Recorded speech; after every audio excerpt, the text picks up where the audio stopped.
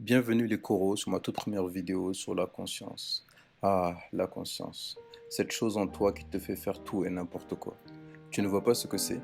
C'est cette chose qui te rappelle qui tu es en permanence quand tu te réveilles, qui te permet de penser, réfléchir, imaginer, percevoir et même te faire bander. Bref, je pense que tu as compris. Mais penses-tu te connaître à 100%?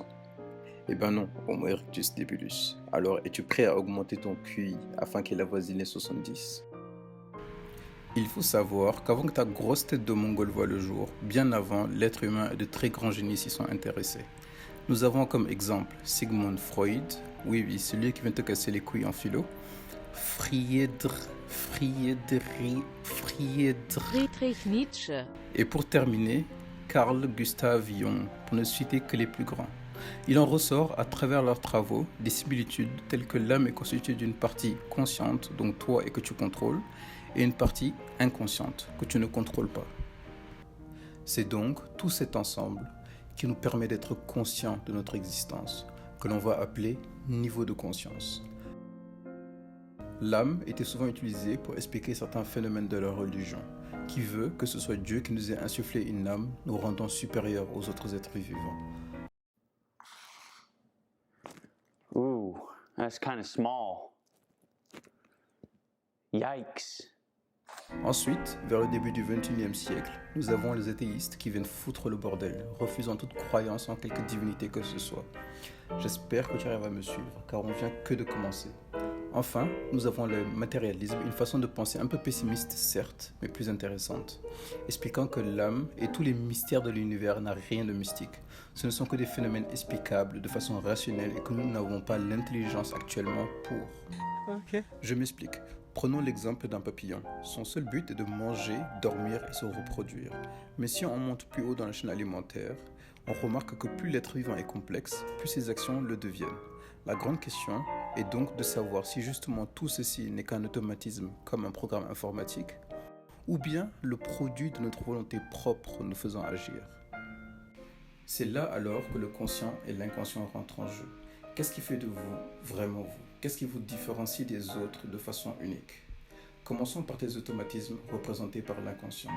Pour ça, je vais te demander de fermer les yeux maintenant. Donc, vas-y, ferme-les. Ferme-les, sérieusement, t'inquiète pas, rien de méchant va apparaître sur l'écran. Merci. Maintenant que tes yeux sont fermés, nous pouvons commencer. Concentre-toi sur ta respiration.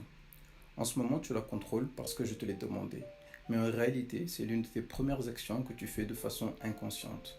Donc tu ne contrôles pas ta respiration. Ceci n'est pas toi. Continuons, veux-tu? Pense maintenant à cette fille ou garçon que tu aimes, qui a refusé ton amour en te disant non, alors que tu étais prêt à tout pour cette personne. Ce que tu ressens en ce moment, c'est de la tristesse, qui est un sentiment. Tu peux réouvrir les yeux maintenant. Je te dis tout ça pour te faire comprendre que ta respiration, tes peurs, colère, joie, en gros tes sentiments, ne sont pas toi. Les actions complexes telles que lire, jongler, conduire et j'en passe peuvent être des automatismes si ces activités se font de façon répétitive. Ou bien par exemple, quand tu joues d'un instrument assez longtemps, tu te rends compte que tes doigts bougent seuls, ils agissent de façon automatique.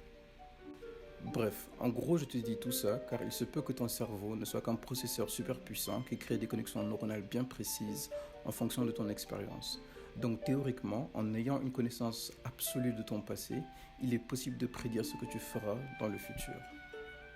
Ce que je veux dire par là est que si j'avais une connaissance absolue de toi, c'est-à-dire dès ta naissance, et une connaissance omnisciente de ton environnement, il me serait possible de connaître tes choix et goûts avant même que tu le saches.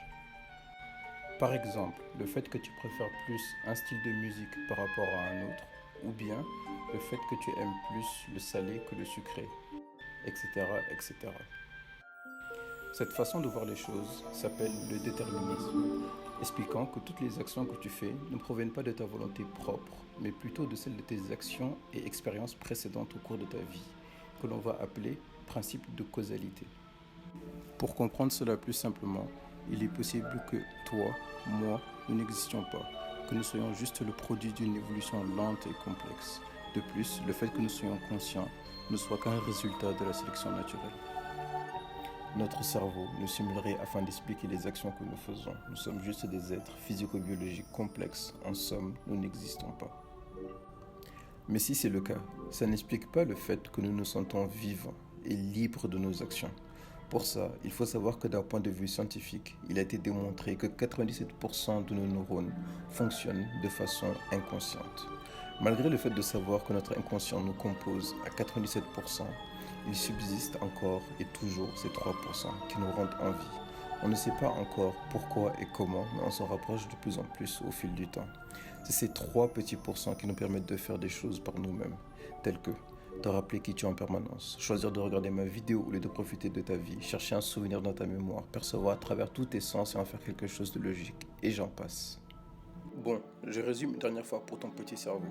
Il y a des chances que nous ne soyons pas réels, que nous sommes juste conscients car Mère Nature en a décidé ainsi, vu que ça ne serait plus profitable. Et regarde ce que nous arrivons à faire. Nous sommes capables du meilleur comme du pire. Voilà, j'espère que je t'ai aidé. Nous sommes minuscules, nous ne valons rien, nous ne savons rien et nous mourrons tous un jour. Au Wiedersehen.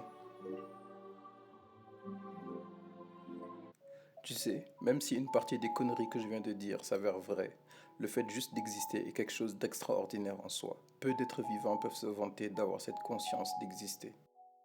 Que l'origine de notre conscience est due à une erreur de la nature qui a bien tourné, d'origine divine, simulation ou bien processus naturel que toute espèce intelligente subira au cours de son évolution, il y a une chose qui est sûre. Ça ne te donne pas le droit d'être triste et de ne pas profiter de cette magnifique chose que tu as en tant qu'être humain. Certes, il y a des hauts et des bas dans la vie, mais rappelle-toi d'une chose, nous sommes insignifiants rien que sur le nombre d'humains qui ont existé avant nous, qui existent et qui existeront.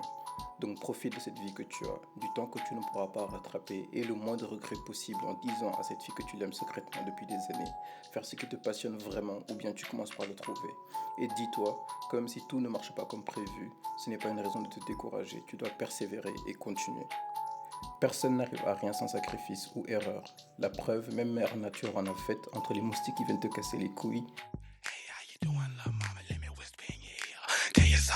les mouches ou bien même Trump.